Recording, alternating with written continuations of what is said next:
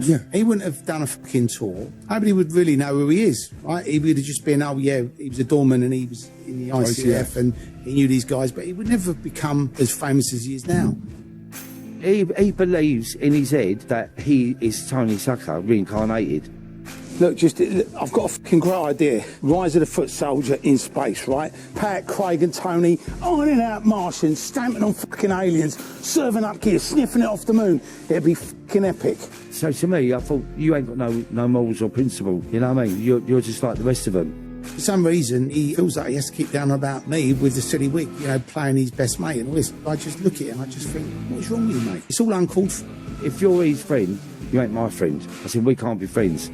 Well, look, if you don't like that one, what about Rise of the Old Age Pensioners, where we're just in an old people's home, we're like fucking stamping on geezers who piss on the floor and serving up gear to the fucking birds having a blue rinse. I mean, honestly, mate, it'd be fucking great. You know, we can have Zimmer frames, we can, like, pull swords out of them, it'd be fucking epic.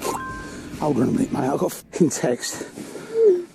You fucking cunt. It's been messy for years with you, Terry, like, where's it all stem from?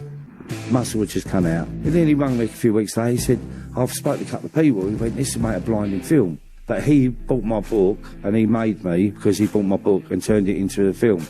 Keeps spouting all this shit online and you just sort of think, you know, what is wrong with this guy? My book was the start of the franchise. I started the Rise of the Foot Soldier. I think the sad thing about it is he's never once thanked me. All he ever seems to do is just go online and just go on about the families. But when he did the first one, he didn't care about the families. But now, because he's not involved, it seems to be about the families. If you're someone that keeps having a go at you, someone keeps digging you out, it becomes personal. I ain't gonna never apologise to you. You got the mankini? Why, you got the fucking wig? I have.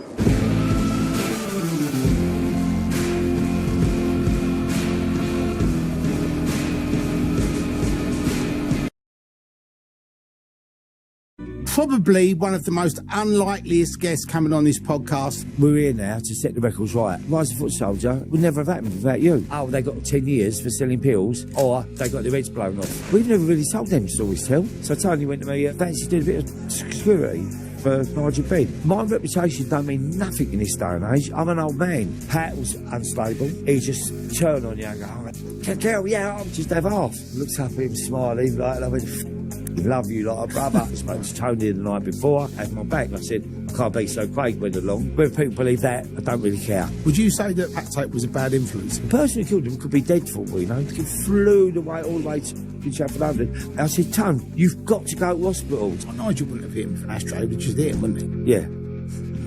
If you'd have decided to stay in with the Foot Soldier stuff, Carlton Leach would have probably popped up in all of it. Buying an ounce a day, piping it. I trusted you with the persona of my best friend. You was my friend in the beginning, and you'll be my friend at the end.